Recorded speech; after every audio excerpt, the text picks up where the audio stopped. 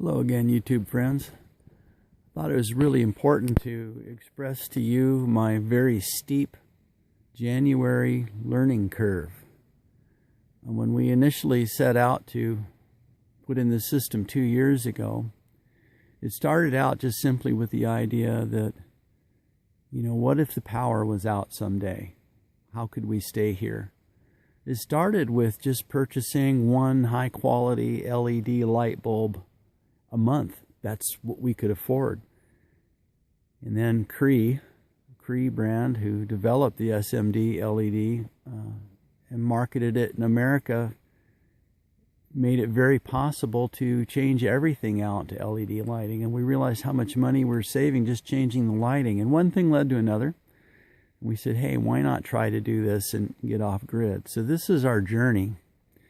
Here we are in January, and we've cut all the trees down that were shading the solar panels. That's the sun right there. The fog's about to burn off.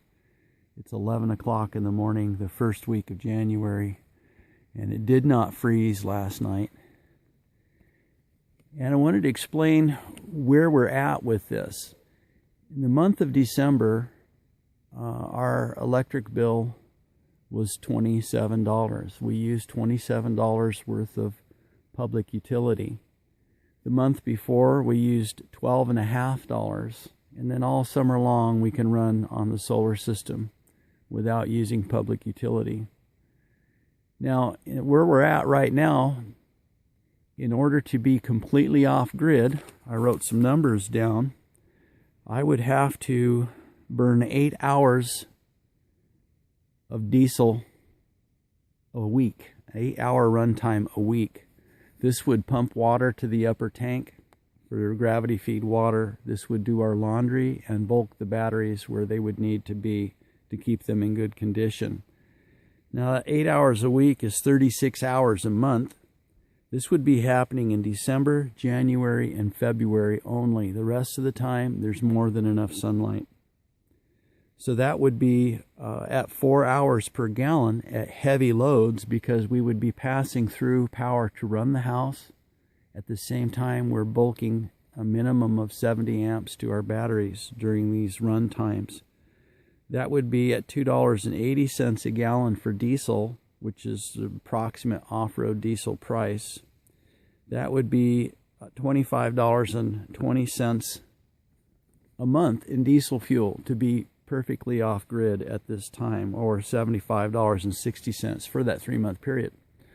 Now, since I have public utility available, it didn't make sense to me to go ahead and just shut everything off and run my diesel generator, though I could have done this and only spent just $2 or $3 more and run diesel and been completely off-grid. Why burn up my diesel and put the wear and tear on my generator? This system that we originally designed was put in for a long-term off-grid situation. At that time, we really weren't thinking about being permanently off-grid. But now we see how close we really are. We built the modified chest freezers, modified them to become refrigerators, and today, if we were in a long-term grid down situation, we would simply turn our upright refrigerator off. We would unplug our chest freezer and can or dry everything in it. We would switch to a chest refrigerator, and that was a system was designed around my total load for the day. We used a kilowatt-hour meter to calculate how much the refrigerator was. It's only 220 watt-hours a day. I had about 500 watt-hours in lighting, had about 350 watt-hours in internet use and Wi-Fi, etc. Worked out to an average about 1.9K or 1900 watt-hours a day for a minimum. That's really a minimalist lifestyle, but we could do it in a long-term grid down situation. So right now, augmenting our system, last month was $27 a month in public utility. This month will probably be the same. My consideration here is that I think we really can put in a system, piece at a time, and get us completely off of the grid. That's our goal now. It wasn't when we started out, but now our goal is to be completely free from public utility. The other thing is, going back to an agrarian culture is a good thing. And if we could teach our children and our grandchildren how to grow things and how to can things, they've got a good shot at surviving some kind of event that might put this country in hardship. Pray it never comes, but if it does, if you've got a garden plot and you've got some water and some sunlight and you have some canning supplies, you should be able to make a go of it if you know how to do it. And that's something I've always wanted to do, and it's something my wife has always wanted to do. I've lived in the mountains since 1970. I've worked at above 8,000 feet as a manager for a ski area for a number of years. And I've worked in the woods, and I've worked in the sawmills, but I've been in the woods most of my life. So I have 46 years anyway of burning wood heat. And I like it, but it gets harder the older you get. At any rate, I hope this video helps you. Oh, by the way, one of the number one reasons why we're having a hard time getting offline completely right now is simply my wife's beauty salon.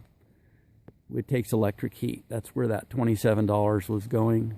She has an electric water heater in her beauty salon. It's right now in the center of the screen. She's got electric a chair, hair dryer, curling irons, blow dryers, etc.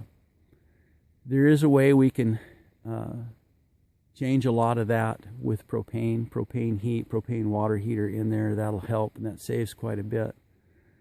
So right now our biggest thing is she's working in town. We can't do laundry just one day a week. We're having to do laundry a couple of days a week. So it's not feasible right now to pull the plug if we don't have to. I'm thinking if we double the size of the system and change a few things in her shop, we've got a real go at this. At any rate, you have a very blessed day, and I hope this answers some of your questions.